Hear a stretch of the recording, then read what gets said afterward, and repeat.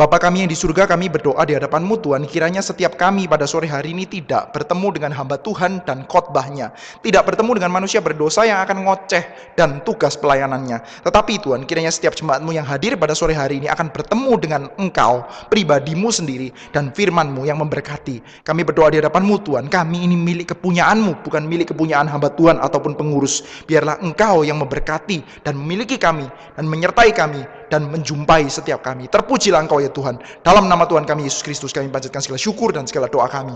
Amin. Saudara, kita akan bersama-sama melanjutkan pembahasan kita dari Keluaran.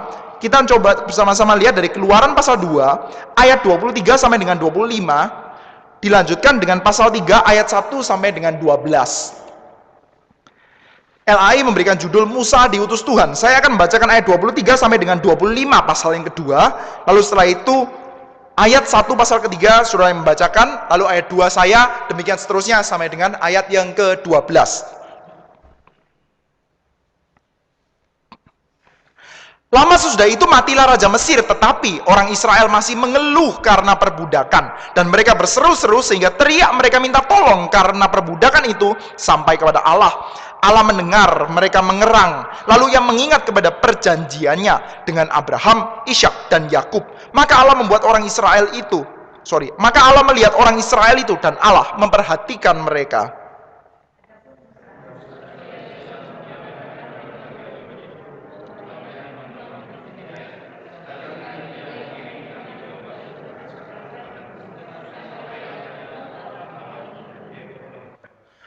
Lalu malaikat Tuhan menampakkan diri kepadanya di dalam nyala api yang keluar dari semak duri. Lalu ia melihat dan tampaklah semak duri itu menyala tetapi tidak dimakan api.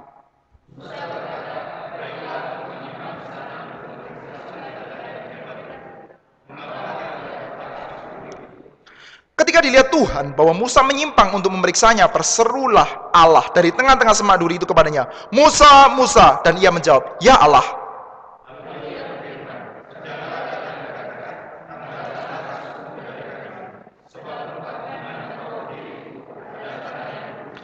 Lagi ia berfirman, "Akulah Allah ayahmu, Allah Abraham, Allah Ishak dan Allah Yakub." Lalu Musa menutupi mukanya sebab ia takut memandang Allah.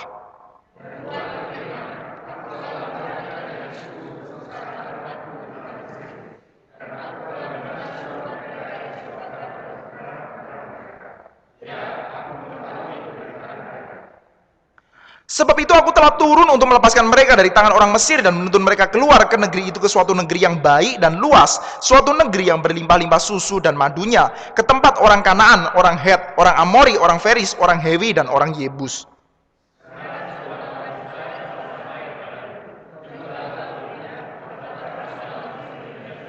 Jadi sekarang pergilah, aku mengutus engkau kepada Firaun untuk membawa umatku, orang Israel, keluar dari Mesir.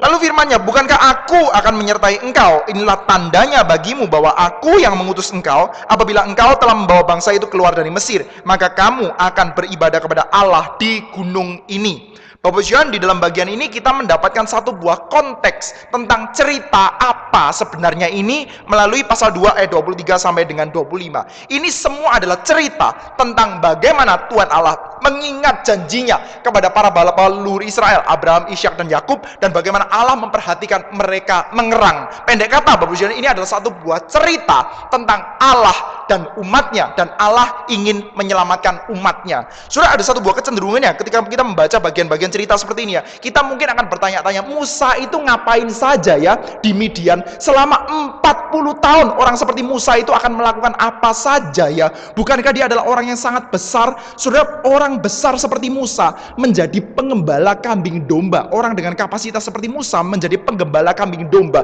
Bukankah itu mungkin as good as kecelakaan atau as good as doing nothing nothing gitu. Ini adalah satu buah sabbatical year mungkin bagi Musa, kalau misalkan dia itu dihitung sebagai hamba Tuhan, Bapak Ibu. Orang dengan kapasitas seperti Musa lalu doing nothing, seperti kayak tidak melakukan apa-apa selama 40 tahun di Midian. Kita mungkin akan bertanya, Musa ini ngapain saja di situ dengan kapasitas seperti itu? Sudah bisa membayangkan kalau ada seorang hamba Tuhan mengatakan, saya mau mengambil sabbatical year. Oh, oke. Kenapa, Pak? Mau menyelesaikan tesis atau mau menyelesaikan apa? Oke, sabbatical year. Berapa lama, Pak? Kira-kira sabbatical year-nya 6 bulan atau 8 bulan, 10 bulan, 1 tahun, kadang-kadang di-extend karena disertasinya belum selesai dan lain sebagainya. Musa melakukan sabbatical year 40 tahun, Bapak Ibu. Tidakkah ini satu buah kecelakaan yang sangat serius untuk orang dengan kapasitas yang sangat-sangat besar seperti Musa? Tapi Bapak Ibu, melalui cerita ini kita sekali lagi diajak untuk melihat, Bapak Ibu, kalau kita bertanya, Musa, ngapain saja kamu di tanah Midian? Kita diajak untuk melihat bahwa ini adalah satu buah pertanyaan yang salah soal. Ini bukan tentang Musa ngapain saja di Midian, tapi ini adalah tentang Tuhan yang melakukan apa terhadap Musa selama 40 tahun di dalam tanah Midian itu.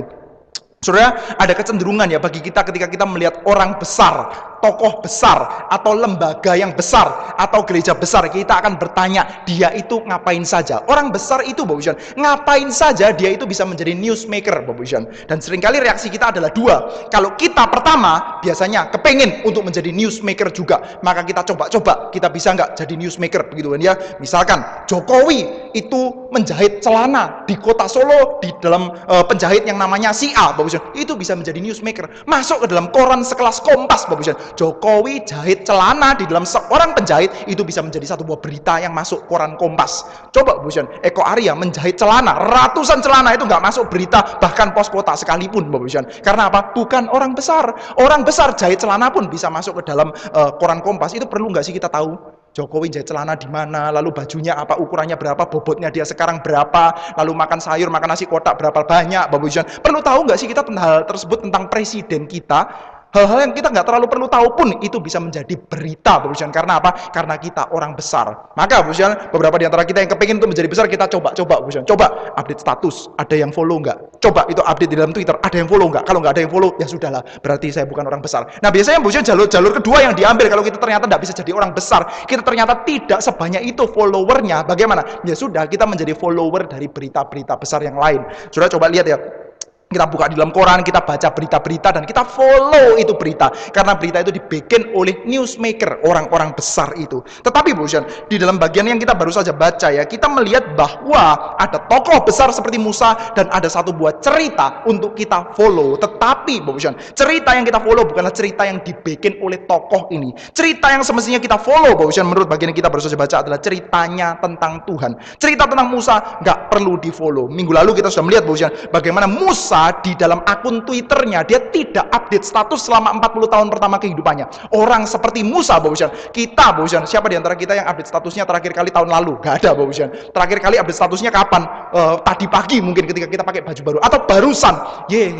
Bosen nah misalnya gitu ya, update statusnya bisa macam-macam. Jangan-jangan 2 menit yang lalu kita baru saja update status, Bu Jan. Tapi Musa update status itu kapan, Bu Jan? 40 tahun sekali, Bu Jan. Bukankah di tanah Mesir Musa itu bisa mengalami demikian banyak hal yang penting di dalam hidupnya dia? Belajar di bawah profesor apa? Tentu saja profesor-profesor kuno pada waktu itu ya. Dia belajar militer dari mana? Belajar teknik mengumban dari mana? Belajar teknik mengalahkan musuh dari mana? Tentu saja sebagai seorang pangeran Mesir itu terbukti, Bu Jan. Ketika dia pukul itu seorang Mesir, mati, Bu Jan. Pukulannya itu tidak tahu bagaimana, Bu Jan. Dia memukul lalu mati. Kita tidak melihat satu buah intensi yang sangat serius bagaimana Musa itu akan mencelakai orang.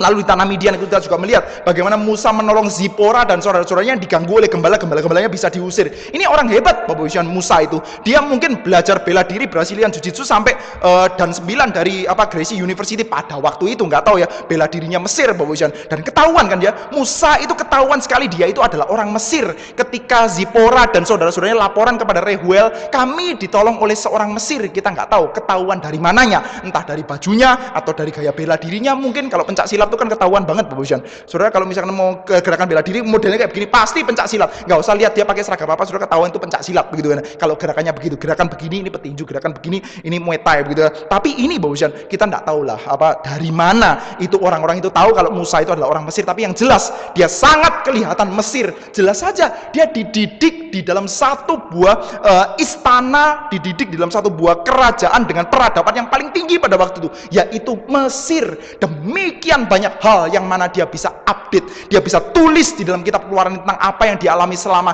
sepertiga pertama hidupnya. Sepertiga hidup, Bapak Ibu. Musa menganggap seperti kayak lewat saja, sepertiga hidupnya nggak ada yang penting, nggak ada yang perlu diupdate. Padahal itu banyak sekali hal besar terjadi dalam kehidupannya dia. Tentu saja sebagai seorang pangeran Mesir, ketemu dengan diplomat dari bangsa negeri mana saja, dia itu sudah mengalami banyak sekali hal, tapi semua itu lewat saja. Kita seperti kayak tidak mendapatkan catatan apa-apa tentang hal itu. Karena Bapak Ibu, menurut Musa, satu-satunya story, satu-satunya cerita yang kita perlu untuk follow senantiasa adalah cerita tentang Tuhan, bukan cerita tentang yang saya bikin sendiri, bukan cerita tentang Musa. Tidak peduli sebesar apapun Musa dulunya, sekarang atau nantinya, pada waktu umur 80 sampai 120 tahun, tidak. Yang paling penting Musa katakan adalah satu buah cerita yang kita perlu untuk terus-menerus follow adalah cerita bagaimana Tuhan mau mengenapkan janjinya bagi umatnya. Tadi Pendeta Stephen Tong di dalam kutipannya dia mengatakan hal yang penting dalam hidup kita bukanlah pelantikan Osama dilatih jadi pangerannya Al-Qaeda begitu ya. Bukanlah penangkapannya Osama ataupun pelantikannya Osama juga, bukanlah pelantikannya Obama, tetapi bagaimana manusia boleh menggenapkan rencana Allah yang sudah dipersiapkan secara kekal. Itu adalah hal yang penting, Bu. Itu adalah satu-satunya story yang kita diajak untuk berbagian masuk di dalam. Itu adalah story yang layak untuk kita update statusnya. Itu adalah satu-satunya story yang kita layak untuk follow di dalam kehidupan kita. Kita perlu untuk concern terhadap story-story seperti ini. Demikian Bapak Ibu, kita melihat di dalam cerita ini dikatakan Musa, ia biasa mengembalikan kambing domba Yitro, mertuanya imam di Midian. Sekali ketika ia menggiring kambing domba itu ke seberang padang gurun, sampailah ia ke gunung Allah, yakni gunung Horeb. Nah, ini menjadi satu buah bagian yang sangat-sangat jelas Bapak Ibu untuk menceritakan maksudnya. Saudara, kenapa Musa itu bisa menggiring kambing dombanya sampai ke dalam tempat yang jauh, sampai ke seberang gurun dan sampai ke gunung Horeb? Yang pertama, Musa itu pasti sudah menjadi sangat-sangat Midian banget. Dia pasti sudah sangat diterima di dalam satu buah lingkungan keluarga Midiannya, baik itu Yitro sama anak-anak. Nggak tentu loh, meskipun Musa menikah sama Zipora, dia akan diterima di dalam keluarga besar secara sangat baik. Salah satu contohnya ketika Yakub menikah dengan Rahel dan Lea, hubungan dia dengan Laban tetap ada tegang-tegangan serta ketegangan gitu. Tapi dalam bagian ini kita melihat seorang pengembala diizinkan untuk mengembalakan kambing domba sampai ke dalam tempat yang jauh. Dia pasti sudah mendapatkan kepercayaan yang sangat-sangat besar. Kalau enggak, yang namanya kambing domba pada waktu itu adalah satu buah properti yang sangat-sangat serius. Itu mirip kalau zaman sekarang ada seorang pemilik perusahaan mempercayakan seluruh rekeningnya dalam seluruh saham perusahaannya kepada satu orang, misalkan gitu ya. Itu adalah satu kepercayaan yang besar sekali, dan itu sudah diterima oleh Musa. Dan sekarang Musa menggiring kambing domba itu ke dalam tempat yang jauh. Kita nggak tahu ini maksudnya apa, tapi besar kemungkinan ya karena di tempat itu mungkin untuk mendapatkan rumput yang lebih banyak. Tetapi satu hal yang kita tahu pasti adalah motif Horeb dan motif Sinai. Sudah perhatikan ya, Musa bersama dengan kambing domba, dia sebagai seorang gembala lalu pergi ke Horeb, dan kita melihatkan gambaran nanti di dalam tahun-tahun selanjutnya Musa akan menjadi penggembala dari bangsa Israel dan juga akan membawa bangsa Israel itu sampai ke gunung Sinai, gunung Horeb, gunung Tuhan itu, dan mengikat janji dengan Tuhan Allah di situ. Perjumpaan Tuhan dengan Musa nanti akan direplikasi di dalam perjumpaan Tuhan dengan bangsa Israel. Musa membawa kambing dombanya sebagai seorang gembala, dan nantinya Musa sebagai gembala Israel akan membawa bangsa Israel itu digembalakan dan bertemu dengan Tuhan di Sinai. Ini adalah satu buah motif yang sangat jelas, Musa sampai di Midian bukan karena Firaun. Saudara, di dalam pandangan pertama, Musa itu ada di Midian itu karena apa sih? Kita lihatnya sebetulnya kalau dalam pandangan pertama ya gampang sekali, karena Firaun. Musa seorang Ibrani, ini identitasnya sudah mulai agak sedikit kacau balau. Orang Ibrani besar di Mesir sebagai seorang pangeran Mesir, lalu tua di Midian. Orang Ibrani besar di Mesir dengan identitas Mesir, KTP Mesir gitu ya, lalu tuanya di Midian. Ini identitasnya nggak jelas, dan sekarang kayaknya dia sudah menjadi terlalu Midian, Tetapi kita mesti mengingat, bahwa dia ada di Midian itu karena apa sih? Bukan karena kecelakaan. Dia ada di Midian juga bukan karena Firaun. Pandangan pertama kita, kenapa sih Musa seorang Ibrani harus akhirnya mampir ke Mesir selama 40 tahun? Karena Firaun. Firaun mengadakan satu buah dekret, bunuh semua bayi.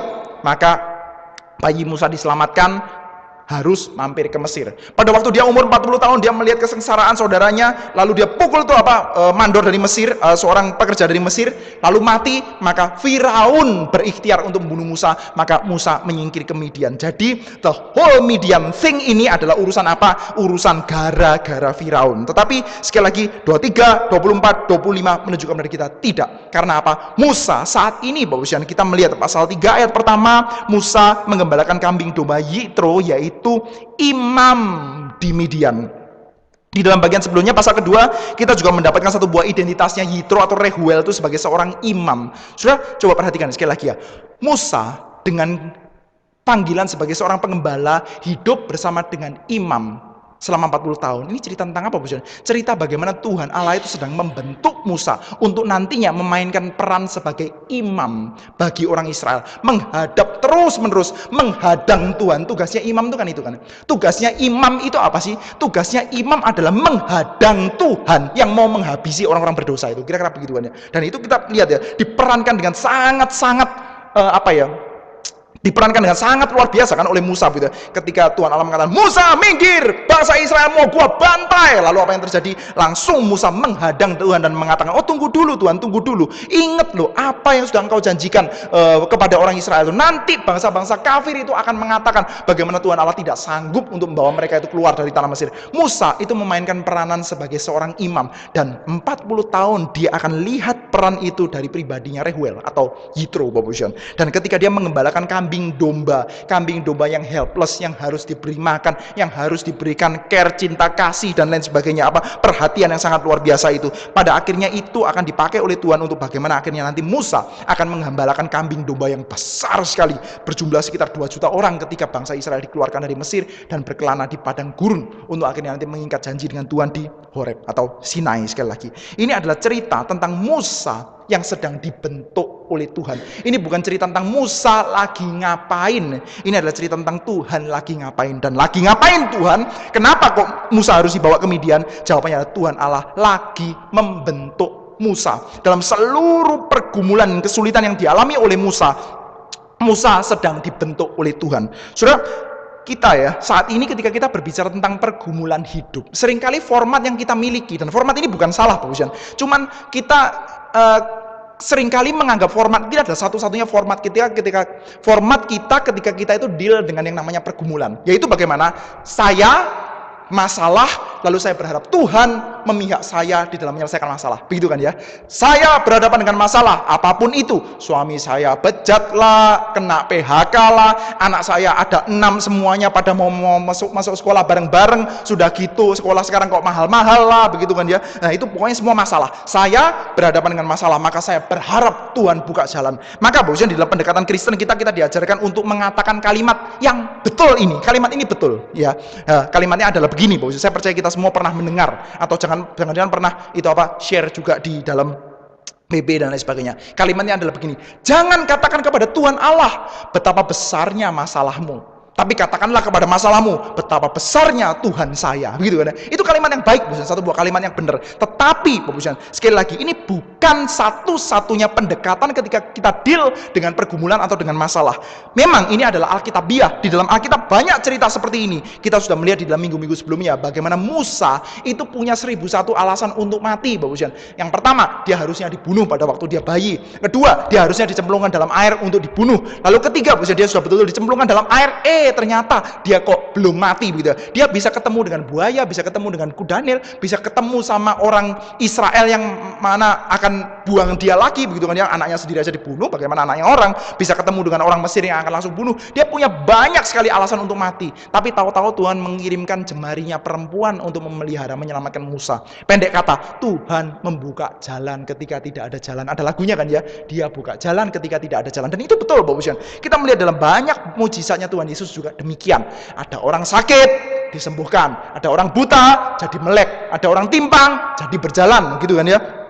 Lalu ketika murid-murid bersama dengan Tuhan Yesus ada di tengah-tengah badai, maka badai ditenangkan, badai dan situasi ditaklukkan. Tuhan membuka jalan di tengah-tengah pergumulan yang paling sulit. Tetapi Bapak Ibu, sekali lagi kita mesti sadar bahwa ini bukan satu-satunya pendekatan ketika kita berhadapan dengan pergumulan. Yang lain bagaimana Bapak Ibu? Yang lain kita saksikan di dalam bagian ini Bapak Ibu. Pergumulan itu diberikan oleh Tuhan Allah dalam kehidupannya Musa, bukan untuk ditaklukkan, bukan untuk dibukakan jalan, bukan untuk Tuhan, bukan untuk Musa akhirnya berkata kepada pergumulan, "Hai pergumulan, hai Midian, hai periode exile, saya tidak takut dengan engkau karena Tuhanku besar." Tidak, bukan. Karena ini formatnya bukan Musa berhadapan dengan pergumulan lalu minta Tuhan memihak dia. Ini sebetulnya formatnya adalah apa? Formatnya adalah Tuhan yang sedang berhadap-hadapan dengan Musa.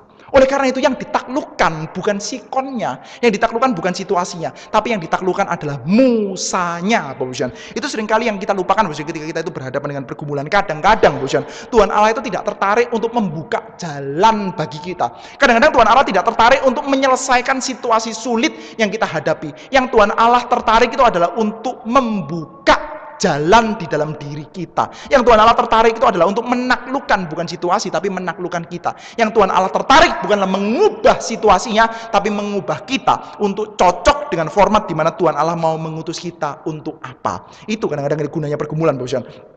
Nah, seringkali kalau kita itu sharing ya di dalam persekutuan kita, entah terpaksa entah beneran Bapak ya. Kalau di dalam persekutuan tertentu kadang-kadang itu tidak dipaksa untuk sharing Bapak. Seringkali hal yang kita bisa sharing kan begitu kan ya. Oh, saya mengalami masalah ini tapi puji Tuhan, Tuhan membukakan jalan. Saya mengalami masalah yang sulit ini, tapi puji Tuhan, Tuhan membukakan jalan ini, bukakan jalan itu. Itu satu buah format yang saya khawatir itu menjadi satu-satunya format kita berhadapan dengan pergumulan. Enggak tentu Bapak. Ketika kita berhadapan dengan pergumulan, kadang-kadang Tuhan Allah enggak tertarik untuk menyelesaikan dan mengubah pergumulan itu. Tuhan Allah tertarik untuk apa? Menyelesaikan diri kita. Itu bahkan Bapak Ibu yang terjadi di dalam jati diri dasarnya Israel. Jati diri dasarnya Israel, yaitu Yakub, Bapak Ibu. Sudah kalau kita perhatikan ya, pergumulan di dalam hidupnya Yakub, waduh luar biasa kompleks kan ya. Yakub itu ya mengalami masalah sejak masih di dalam kandungan, dia sudah mengalami masalah, yaitu dengan Esau, begitu ya. Dilakukan oleh Tuhan Allah apa? Esau kurang ajar, Yakub ini pilihan saya. Esau mau macam-macam, sudah matikan aja Esaunya. Lalu lahir dua, satunya sudah mati. Enggak kan Bapak Ibu? Esaunya dibiarkan oleh Tuhan untuk tumbuh besar jadi satu buah bangsa besar yang nanti sampai turun-temurun menjadi bangsa Edom yang terus menjadi onaknya bangsa Israel. Dibiarkan oleh Tuhan. Tuhan Allah tidak tertarik untuk menaklukkan Esau. Tuhan Allah juga tidak tertarik untuk menaklukkan Ishak, Bapak Ibu. Ishak tidak tertarik. Tuhan Allah juga tidak tertarik kan waktu bergumul sama Ishak itu kan lumayan kan Bapak Ibu. Life and death situation tuh Esau itu daddy's boy lah, kira-kira begitu kan, kesayangannya bapaknya gitu ya, mahir berburu. Nah sementara Yakub ini kok doyannya masak gitu, aduh, mungkin tangannya begini, jangan-jangan, waduh saya nggak tahu juga begitu ya. Ini bukan daddy's boy, ini mommy's boy begitu kan ya. Lalu mau diberkati, suaranya, sopnya, sudah baunya, itu suaranya kok masih suaranya Yakub ya, kok bukan suaranya Esau ya. Tapi bosan yang kita lihat ya, Tuhan Allah tidak menaklukkan Esau, Tuhan Allah juga tidak menaklukkan Ishak, Tuhan Allah juga nantinya tidak menaklukkan Laban yang juga menjadi satu buah onak dan sulit sekali bagi kehidupan Yakub. Yang ditaklukkan oleh Tuhan Allah, yang diajak bergelut, yang diajak berkelahi, diajak bergulat, dan yang dipukul pangkal pahanya oleh Tuhan Allah itu siapa? Yakub. Ketika Tuhan Allah memukul pangkal pahanya Yakub dan dikatakan bahwa kamu sekarang itu Israel, kamu bergumul dengan aku dan kamu tidak mati, maka inilah yang seringkali kita lupakan ketika kita itu mengalami pergumulan-pergumulan. Kita seringkali cuma bertanya kapan Tuhan membukakan jalan. Nggak heran kadang-kadang jalannya kok nggak kebuka. Karena apa? Karena memang Tuhan nggak tertarik untuk buka jalan. Tuhan nggak mau buka jalan memang. Yang Tuhan mau adalah merubah kita, bukan membuka jalan sampai kepada final second. Selamat saya begitu. Bukan, Tuhan nggak mau itu. Kadang-kadang dalam kehidupan kita Tuhan Allah memang mau mengubahkan kehidupan kita, membentuk kita untuk seturut dengan apa yang Tuhan sendiri mau mempersiapkan di dalam kehidupan kita untuk kita hidupi. Biarlah di dalam pergumulan-pergumulan kita mulai coba untuk mendekati dengan cara demikian juga, bukan sekedar saya mengalami kesulitan ini, bagaimana Tuhan akan membuka jalan, tapi melalui kesulitan ini, apa sih sebetulnya Tuhan Allah mau bentukkan di dalam kehidupan saya. Itu yang terjadi dalam kehidupannya Musa. Dan kita melihat dalam bagian ini bagaimana Musa mengalami pembentukan Tuhan yang sangat keras selama 80 tahun pertama kehidupannya. Entah itu di Mesir sebagai seorang Ibrani besar di Mesir, dan juga di Midian sebagai seorang Ibrani yang mencintai bangsa Ibrani yang terjajah, lalu dia harus besar di Midian. Dia mengalami 80 tahun pembentukan itu, dan sekarang untuk apa dia dibentuk itu dia akan dipanggil. Sebelum dipanggil, kita melihat bagaimana Tuhan Allah menampakkan dalam penglihatan.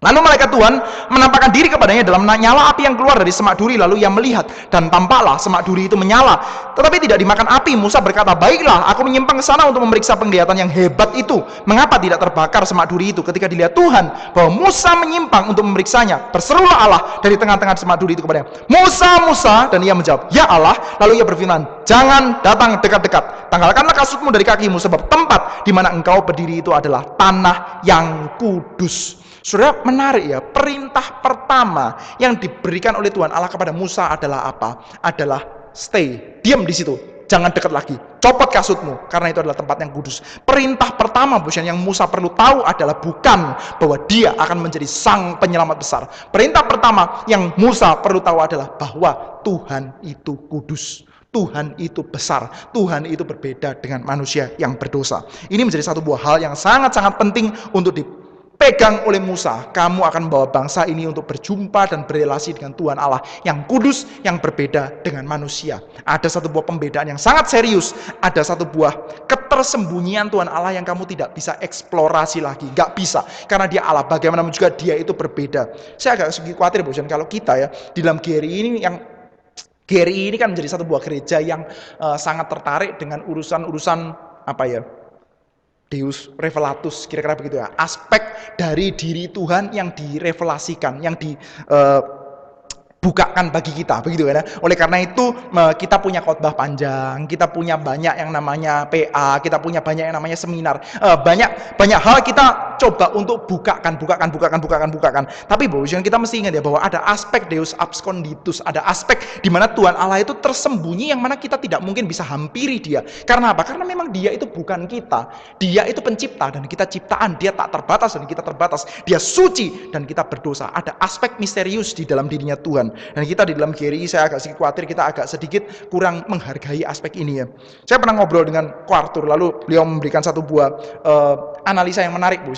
Sudah, kalau zaman sekarang ya ada orang yang bertanya kepada kita, misalkan ya, menurut Anda kenapa banyak, tidak semua ya, mengapa banyak gereja-gereja karismatik itu berkembangnya bisa sangat cepat dan mudah? Quartur mengatakan satu buah hal yang menarik, dia mengatakan seperti ini ya, Indonesia itu kan ya ada satu buah negeri yang sangat-sangat masih dipengaruhi oleh dunia pramodern, begitu ya. Aspek-aspek mistisisme, lalu kejawen itu sangat-sangat dirayakan ya. Oleh karena itu tidak heran yang namanya gereja-gereja karismatik yang banyak sekali menonjolkan aspek-aspek kemisteriusan Tuhan, mengadakan mujizat lah, mengadakan sulapan lah, kira-kira tindakan-tindakan sakti mandraguna itu, maka akan sangat dirayakan di dalam satu buah dunia dengan worldview yang seperti ini, Bu Jan.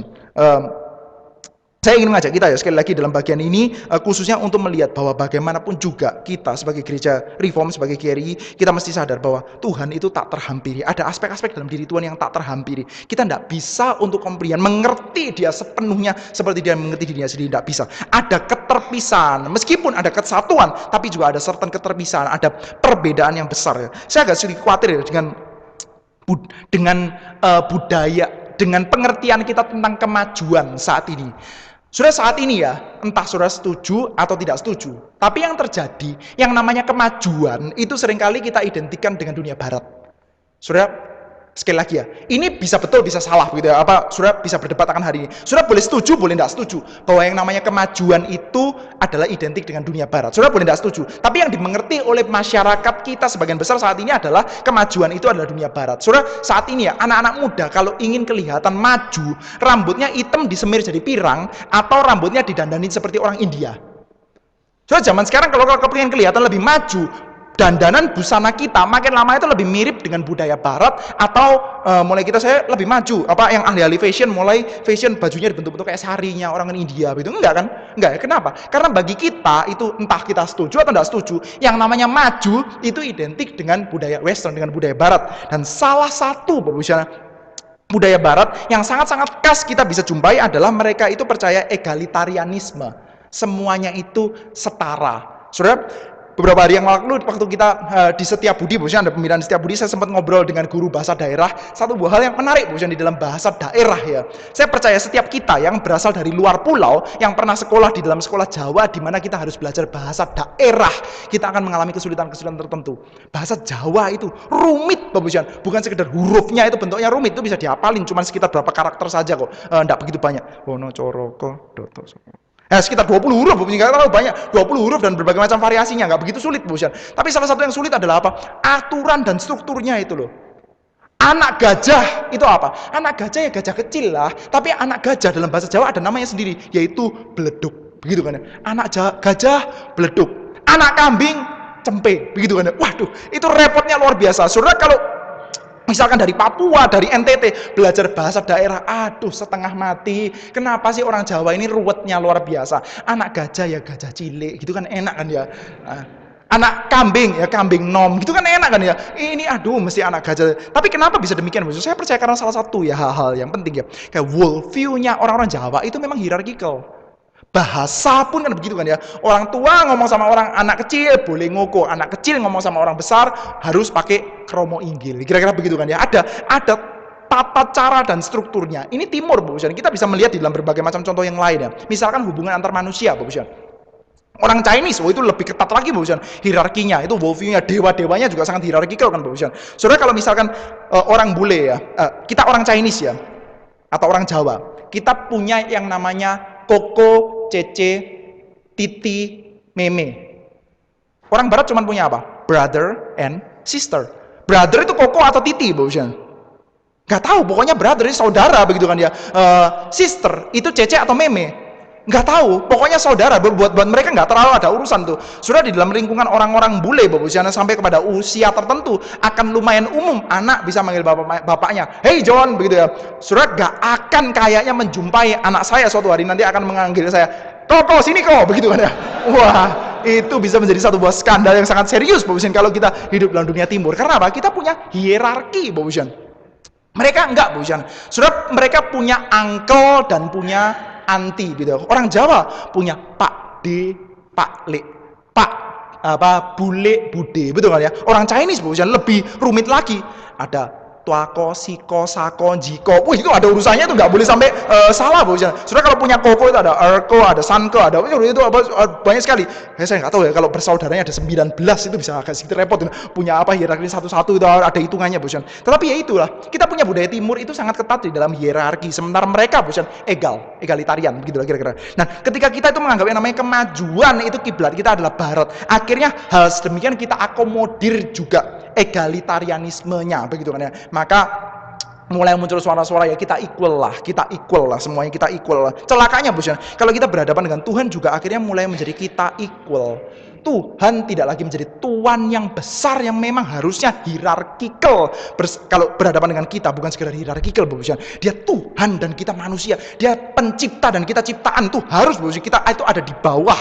Tapi apalagi ditenggarai bumbui dengan teologi inkarnasi yang dangkal, Bukankah Yesus beserta dengan kita? What a friend we have in Jesus. What a friend. Kita mesti ingat, bahwa Yesus itu bukan cuma friend, dia juga Lord, dia juga Tuhan, dia juga God, Tapi kita karena teologi inkarnasi yang agak sedikit ngawur, yang agak dangkal juga, akhirnya what a friend, gitu kan ya. Saya agak khawatir kalau gambaran-gambaran Yesus di dalam sekolah minggu akhirnya banyak sekali endorsing cerita tentang Yesus yang beginian.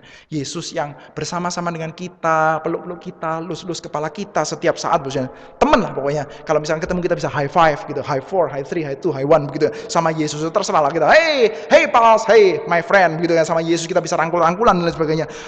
Kita mesti hati-hati sama gambaran seperti ini, karena bagaimanapun juga Tuhan itu Tuhan, dia kudus. Satu hal, yang kita bisa jadi satu semacam indikator, jadi semacam termometer sense hierarki atau egalitarianisme kita di hadapan Tuhan, itu coba saja lihat kita pada waktu beribadah di hadapan Tuhan. Entah sikap kita di dalam berbusana, sikap kita di dalam urusan waktu, sikap kita di dalam ibadah itu sendiri, atau sikap kita di dalam memberikan persembahan. Saudara, urusan yang terakhir memberikan persembahan ya, bukan cuma urusan nominalnya ya. Nominal tentu saja termasuk, ya. Saudara coba lihat ya, kalau saudara pernah menjadi pengurus-pengurus dalam gereja ya, itu dulu di dalam GRI Kelapa Gading pernah suatu kali itu kantong persembahan itu ketinggalan, maka terpaksa biasanya hamba Tuhan kan nggak ikut ngitung kan. Pada waktu itu coba ikut bongkar, ada satu buah uang yang dimasukkan dalam kantong persembahan itu, bukanya itu kita harus hati-hati, salah sedikit bisa robek itu, nggak tahu itu sudah, luar biasa itu, leceknya itu luar biasa itu, kalau bukanya kurang hati-hati sedikit itu akan robek, saya nggak tahu, orang ini sedang memberikan satu buah persembahan yang percaya bahwa ini saya haturkan di hadapan Tuhan, harap Tuhan mau menerima saya, atau dia lagi kasih sedekah kepada tukang parkir ini sebetulnya. Sekali lagi egalitarian, kita mesti ingat Yesus itu inkarnasi memang, tapi inkarnasi itu inkarnasi, dia mengosongkan dirinya, dia merendahkan dirinya, bukan pada naturnya dia sama dengan kita, bukan dia besar, dia tinggi, dia Allah, turun untuk menjadi sama dengan kita, untuk menebus kita. Teologi inkarnasi bukan karena dia memang sama-sama kayak kita, tapi dia dari atas turun ke bawah. Kita mesti sadar akan perbedaan ini. Hal pertama yang Tuhan Allah ajak untuk Musa untuk sadar adalah apa? Pertama, bahwa dia kudus. Karena itu kita tidak boleh sembarangan berkenaan dengan Allah. Nanti ini akan banyak berkembang di dalam belakang ketika teologi tabernakel dan sebagainya, orang mesti hati-hati dengan kekudusan Tuhan. Lalu Tuhan Allah sekali lagi mengingatkan kepada Musa, Akulah Allah Ayahmu, Allah Abraham, Allah Ishak dan Allah Yakub. Lalu Musa menutupi mukanya sebab ia takut memandang Allah. Dan Tuhan berfirman, Aku telah memperhatikan dengan sungguh kesengsaraan umatku di tanah Mesir, dan aku telah mendengar seruan mereka yang disebabkan oleh pengerah-pengerah mereka.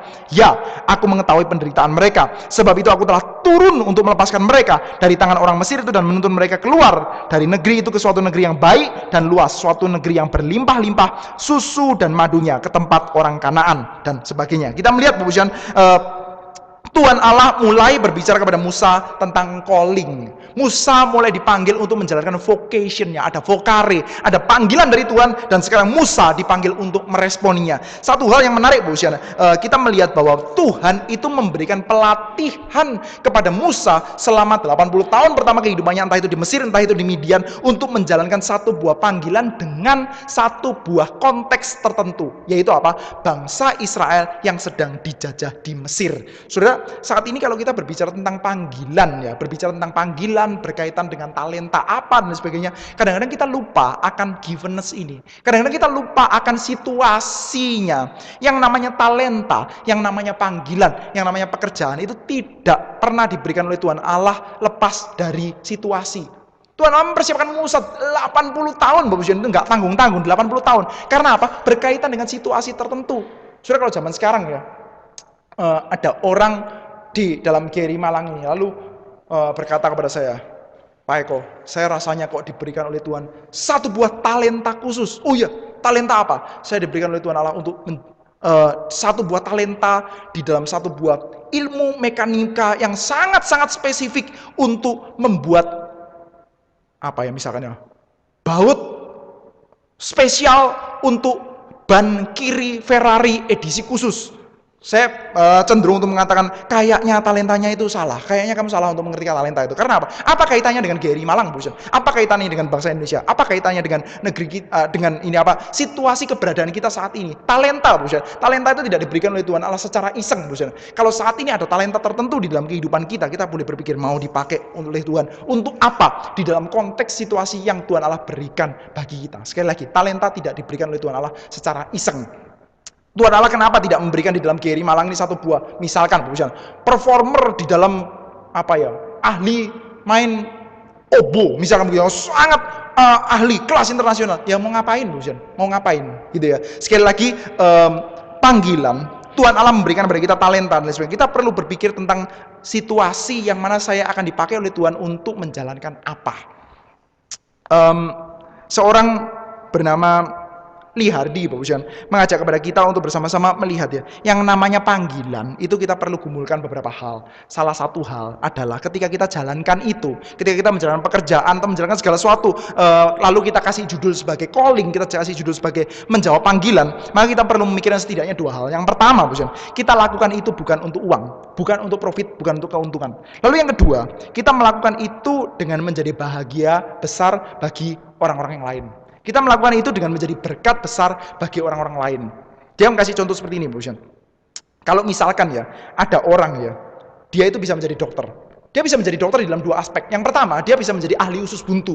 Dan khususnya ada satu buah panggilan yang sangat penting kalau dia jadi dokter usus buntu di Papua, di mana pada waktu itu hanya ada 5 dokter dari 1000 penduduk misalnya. 1000 penduduk cuma 5 dokter, mungkin kurang, misalnya dokternya bisa lemburan setiap hari, akhirnya dokternya mati duluan begitu kan ya. Kalau 1000 orang apalagi belum terlalu mengerti kesehatan begitu. Jadi kalau dia ada di sana, dia pasti akan sangat menjadi berkat begitu ya.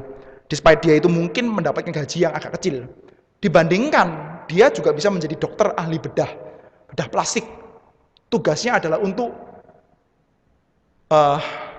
memperlebar bibirnya Angelina Jolie sebesar 0,5 milimeter. Oh, itu bayarannya mungkin bisa besar sekali, Bosan. Tetapi apa gunanya dan apa faedahnya bagi masyarakat? Apa gunanya faedahnya bagi urusan kerajaan Tuhan? Hampir nggak ada. Tapi uangnya besar, Bosan. Ketika kita berpikir tentang panggilan, Bosan, kita perlu berpikir bagaimana ketika saya kerjakan ini ya, adalah berkaitan dengan ini situasi, givenness yang Tuhan berikan bagi kita. Setiap talenta yang Tuhan tanamkan dalam kehidupan kita, kita perlu bertanya, untuk apa ini? Di dalam karya Tuhan yang mana Engkau menempatkan saya untuk tinggal di konteks keluarga, konteks sekolah, konteks masyarakat, konteks gereja ini. Saya akan dipakai oleh Tuhan untuk apa? Sekali lagi, Tuhan Allah tidak pernah memberikan talenta atau mengadakan pelatihan tertentu, membentuk orang secara tertentu secara iseng. Saya bentuk menjadi seperti ini. Untuk apa? Ya nggak apa-apa, iseng, kepengen aja begitu ya. Tuhan Allah bukan Tuhan Allah yang iseng seperti itu. Selanjutnya, Bos, ketika Tuhan Allah sudah memanggil, maka Dia mengatakan seperti ini, satu buah hal yang menarik, satu buah sikap dan respon yang penting untuk dimiliki bagi kita orang-orang Kristen saat ini. Jadi sekarang pergilah, aku mengutus engkau kepada Firaun untuk membawa umatku, orang Israel, keluar dari Mesir. Tetapi Musa berkata kepada Allah, siapakah aku ini? Maka aku akan menghadap Firaun dan membawa orang Israel keluar dari Mesir. Lalu firman-Nya, bukankah aku akan menyertai engkau? Inilah tanda bagimu bahwa aku yang mengutus engkau. Apabila engkau telah membawa bangsa itu keluar dari Mesir, maka kamu akan berbeda pada Allah di gunung ini. Saudara, selanjutnya, Bu, ketika Musa itu diajak untuk melihat konteks besar yang mana Tuhan Allah itu akan pakai Musa untuk apa, Musa langsung takut, Bu. Siapa aku? Siapa aku? Saudara kalau mau tanya ya, kandidat untuk melakukan ini siapa sih? Kandidatnya ada berapa kandidat untuk melakukan tugas panggilan seperti ini, untuk membawa bangsa Israel keluar dari Mesir? Saudara kalau tanya, Musa itu tanya, siapa aku? Gitu kan ya. Saudara coba tanya, kandidat lainnya memangnya siapa, Bu? Orang seperti apa yang bisa membawa bangsa Israel keluar dari Mesir? Kalau mau bicara tentang orangnya, nggak ada kandidat lain, Bu. Ini bukan ada 3 kandidat lalu Musa merasa minder di hadapan kandidat-kandidat yang lain, Bu. Ini nggak ada kandidat yang lain. Satu-satunya kandidat yang paling kompeten, yang paling masuk akal untuk dipakai adalah siapa? Ya Musa ini. Tetapi Musa sadar, Bu. Musa sadar ketika dia melihat satu buah cerita besar, semuanya adalah cerita tentang Tuhan Allah yang mau melakukan tindakan penyelamatan. Maka kita melihat bahwa Musa dengan sangat baik mengatakan, siapa aku? Sehingga aku yang menghadap Firaun, sehingga aku yang membawa bangsa Israel itu keluar dari Mesir. Saya percaya, Bu, kalau kita mengenal ya tugas, panggilan, cerita kerajaan sorga, kita akan bersama-sama bertanya, siapa aku, Tuhan? Aku tidak memiliki kemampuan, aku tidak memiliki satu buah pengalaman, aku tidak memiliki kemampuan apa untuk aku lakukan ini. Ada kecenderungan, Bu, kalau kita itu sudah sering ya melakukan tugas-tugas pelayanan, kita boleh kasih judul pelayanan, entah itu kita lakukan dengan sikap hati pelayanan atau simply tugas begitu ya. Nah, tugas-tugas yang kita sudah lumayan biasa untuk kita lakukan, ada kecenderungan untuk kita akhirnya oke untuk kita kerjakan secara agak enteng, Bu. Ketika kita lepas dari cerita besarnya, yaitu ini adalah panggilan Tuhan bagi umatnya. Itu seringkali kita sudah mulai oke, sudah mulai ya sudah pernah sih, oke lah, itu gampang lah dan sebagainya. Tetapi sekali lagi, meskipun Musa sudah pernah mengalami banyak hal luar biasa, entah itu di Mesir, entah itu di Midian, Musa sadar, siapa aku? Dan jawabannya menarik, Bu. Ada permainan kata aku di sini. Kata aku akan dengan aku adalah. Sekali lagi ya, aku akan dan aku adalah itu dalam bahasa Ibrani-nya sama, Bu. Jadi dalam bagian ini Tuhan Allah seperti kayak menjawab Musa. Musa bertanya, siapa aku? Dan Tuhan Allah menjawab, aku yang akan menyertai kamu. I am itu apa? I am itu adalah 4 huruf, 4 huruf yang nantinya akan dipakai untuk menjadi nama Tuhan. Di dalam pasal 3 ayat 14 nantinya, aku adalah aku yang mengutus aku kepadamu. Kira-kira begitu ya. Kalau nanti tanya namamu siapa? Ini nanti minggu depan kita akan lihat, dan harus jawab, aku adalah aku gitu ya. Nama Yahweh itu ya. Jadi Tuhan Allah seperti mengatakan pada Musa, bukan. Kamu enggak usah bertanya tentang siapa aku sih sebetulnya. Karena apa? Karena memang bukan kamu sih yang akan membawa keluar bangsa Israel dari Mesir, kamu akan menjadi alat, tapi aku yang akan melakukan tindakan penyelamatan. Musa bisa percaya, Musa bisa tidak percaya, Musa memiliki keraguan, Bukan? Di tengah-tengah keraguan itu Tuhan Allah memberikan satu buah tanda, dan tandanya itu menarik, Bukan? Dikatakan seperti ini, aku yang mengutus engkau, apabila engkau telah membawa bangsa itu keluar dari Mesir, maka kamu akan beribadah kepada Allah di gunung ini. Saudara kalau menjadi Musa ya pada waktu itu ya, kira-kira akan tertolong nggak sih dengan kalimat seperti ini? Tuhan, apa tandanya kalau engkau itu mengutus aku? Tandanya adalah kalau kamu sudah bawa mereka keluar, akan beribadah kepada Tuhan di gunung ini. Loh, sekarang ini saya masih bingung nih, masih percaya nggak percaya, tapi tandanya kalau dikasih di belakang. Selama ini yang kita mengerti tanda itu kan ada di depan kan ya. Tangan dimasukkan, dikeluarkan, ada kustanya. Tongkat dilemparkan, jadi ular. Itu tanda. Tanda itu di depan, Bapak Ibu, untuk membuat kita itu percaya. Tapi dalam bagian ini kita melihat tanda juga kadang-kadang diberikan di belakang. Dan tandanya itu apa, Bapak Ibu? Tandanya adalah bangsa Israel itu beribadah kepada Tuhan. Tanda bahwa Tuhan mengutus Musa membebaskan bangsa Israel dari tanah perbudakan adalah apa? Ketika mereka beribadah. Tanda juga diberikan di belakang, Bapak Ibu. Dan satu hal terakhir yang saya ingin ajak kita bersama-sama highlight adalah tandanya itu apa? Tandanya itu adalah ibadah. Saudara, seberapa serius kita mengerti tindakan penyelamatan Allah yang Tuhan Allah pekerjakan bagi kita. Tuhan Allah itu bukan utus Musa loh untuk membebaskan kita. Tuhan Allah itu utus anak tunggalnya yang dikasihinya. Tuhan Allah tidak utus Musa untuk membebaskan kita dari perbudakan dosa. Tuhan Allah utus Yesus Kristus. Seberapa jauh kita mengerti ini. Salah satu hal untuk menjadi indikator kita mengerti hal ini adalah dengan bagaimana kita menghidupi tandanya, yaitu ibadah, Bapak Ibu. Sudah bisa bayangkan kalau misalkan ada seorang laki-laki dan seorang perempuan menjalani pernikahan, Bapak Ibu. Setelah itu pernikahan 50 tahun, begitu kan? Sudah menjalani pernikahan 50 tahun. Itu adalah ulang tahun emas, Bapak Ibu. Lalu pada waktu perayaan ulang tahun emas, lalu yang laki-laki memberikan satu buah kado kepada istrinya. Ini orang yang cukup berada, Bapak Ibu. Jadi bukan orang miskin, memberikan kado kepada istri. Istriku, kamu sudah menjadi istriku yang setia selama ini. Oleh karena itu, begitu aku menghargai engkau, begitu aku menghargai perkawinan kita. Ini kado untukmu. Dibuka kacang 2 kelinci, 2 bungkus, Bapak Ibu. Coba kira-kira gimana? 2 kelinci, 2 bungkus lagi. Kira-kira istrinya ini akan, engkau begitu menghargai pernikahan kita, atau dia bisa sudah umur 85 minta cerai, Bapak Ibu. Kira-kira bisa yang mana? Bisa yang kedua, Bapak Ibu. Kamu menghargai pernikahan kita seharga 2 kelinci. Tidak loh. Pernikahan kita 2 kelinci ini bukanlah harga pernikahan kita, tapi 2 kelinci ini adalah tanda betapa aku menghargai pernikahan kita. Oh, nggak bisa gitu kan ya. Kalau ini menjadi satu buah tanda akan satu buah peristiwa yang sangat serius, maka tandanya kamu akan pilih secara serius. Kenapa orang menikah itu pakai cincin? Dan seringkali cincinnya itu diusahakan kalau bisa itu entah emas, pokoknya dari bebatuan yang berharga, Bu. Jarang kan ini kan cuma tanda, sudahlah pakai kawat aja begitu. Jarang kan ya? Jarang sekali atau even mungkin nggak ada, Bu. Sudah miskin pun usahakan untuk kalau bisa ya jangan kawat lah begitu. Paling nggak sesuatu yang berharga. Karena apa? Karena ini akan menjadi tanda akan sesuatu yang berharga. Cincin kawin saya, Bu, harganya tidak lebih dari 5 juta, tidak lebih dari 4 juta even. Pada waktu itu saya nggak tahu kalau sekarang harganya berapa begitu ya. Harga emas dan dolar kan naik turun begitu. Saya kurang tahu, saya kurang bisa kurskan juga, Bu ya. Sudah pasti saya menghargai pernikahan saya yang masih umurnya pendek ini itu jauh lebih besar daripada hal itu. Tetapi still meskipun saya tahu itu hanya tanda, dan sekarang pun saya nggak pakai karena kalau mandi sabunnya kecantol-cantol gitu kan ya, bisa lepas juga karena tangan saya agak kecil begitu. Jagain dulu kalau nanti suatu hari jadi gemuk begitu kan ya, tapi ternyata belum gemuk akhirnya bisa sering lepas, ya sudahlah copot aja begitu ya. Tapi itu saya simpan baik-baik. Karena apa? Karena itu tanda akan satu hal yang saya anggap serius. Saudara, kalau menganggap sesuatu itu serius, maka saudara akan melakukan tandanya juga secara serius. Kalau ini sekedar tanda kok, jadi ya saya sembarangan aja, nggak mungkin. Kalau saudara percaya bahwa itu sesuatu yang sangat serius, maka saudara akan pakai tandanya yang juga serius. Apapun saja, entah itu ulang tahun lah, ulang tahunnya nenek lah, dan lain sebagainya. Saudara kalau menganggap bahwa nenekmu itu serius atau apapun serius, kita akan bikin semacam perayaan yang akan memorable. Padahal itu hanya tanda. Saya bukan menghargai nenek saya seharga kue ini harganya berapa ratus ribu sih, enggak. Tapi saudara tetap kan, saudara tidak ambil kue yang murahan, saudara tidak ambil kue yang jelek, saudara akan desain secara baik kan. Karena apa? Karena saudara menghargai dia. Kita akan bikin tanda sih, memang tanda, ini bukan menceritakan bagi kita realita yang sesungguhnya yang sebesar-besarnya. Tetapi tanda itu akan kita perlakukan secara serius kalau kita tahu bahwa yang kita terima itu sudah serius. Saudara, Tuhan Allah mengutus bukan Musa, tapi Yesus Kristus, Sang Musa yang kedua, untuk membebaskan kita bukan dari perbudakan Mesir, tapi dari perbudakan dosa, yang efeknya adalah kekal sampai selama-lamanya. Apa tandanya, Bos?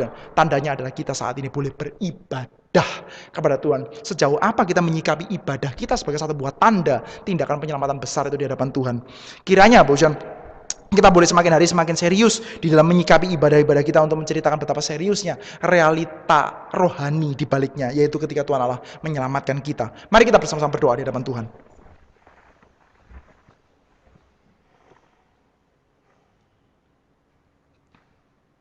Kami memanjatkan syukur kami di hadapan-Mu Tuhan untuk segala cinta-Mu, untuk segala berkat-Mu, untuk segala belas kasihan-Mu. Engkau memperkenankan kami pada sore hari ini untuk beribadah di hadapan-Mu Tuhan, di dalam satu buah ibadah sederhana yang tidak lebih dari 2 jam.